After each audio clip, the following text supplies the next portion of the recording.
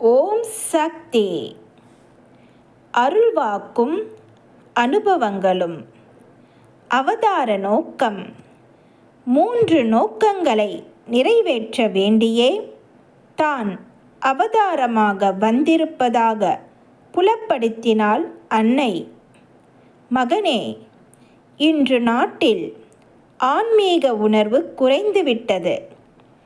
தீய சக்திகளின் ஆதிக்கமே பெருகி வருகிறது. அதனால்தான் குழப்பம், கொலை, கொள்ளை, கலவரம், கற்பழிப்புகள் ஆகிய தீமைகள் சமுதாயத்தில் பெருகிவிட்டன. ஆன்மீக உணர்வு பெருகவில்லையேல் மேலும் பல அழிவுகள் உண்டு. மகனே, ஆன்மீகம் இல்லையேல் உலகமே இல்லை.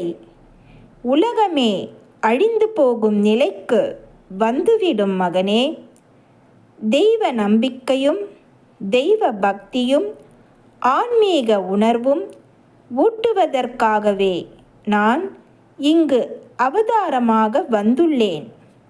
பெண் குலத்தை ஆன்மீக வழியில் உயர்த்த வேண்டி இங்கு அவதாரமாக வந்துள்ளேன். அடித்தளத்து மக்களை ஆன்மீக வழியில் உயர்த்துவதற்காகவும் இங்கே அவதாரமாக வந்துள்ளேன். இவ்வாறு தன் அவதார நோக்கத்தை புலப்படுத்தினாள் அன்னை.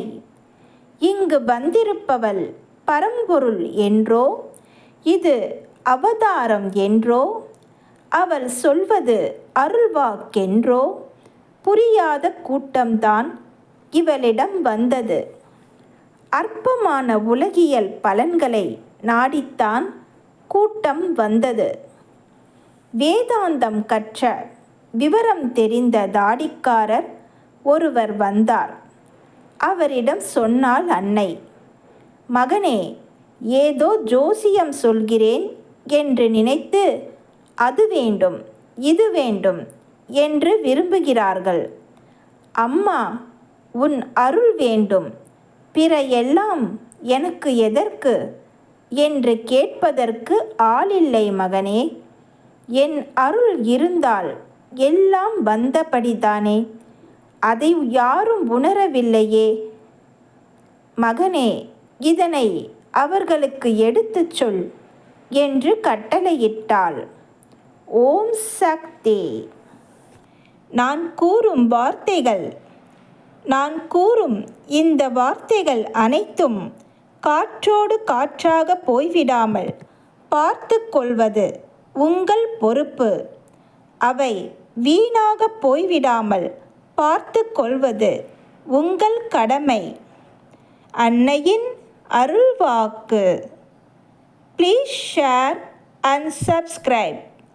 ஓம் சக்தி.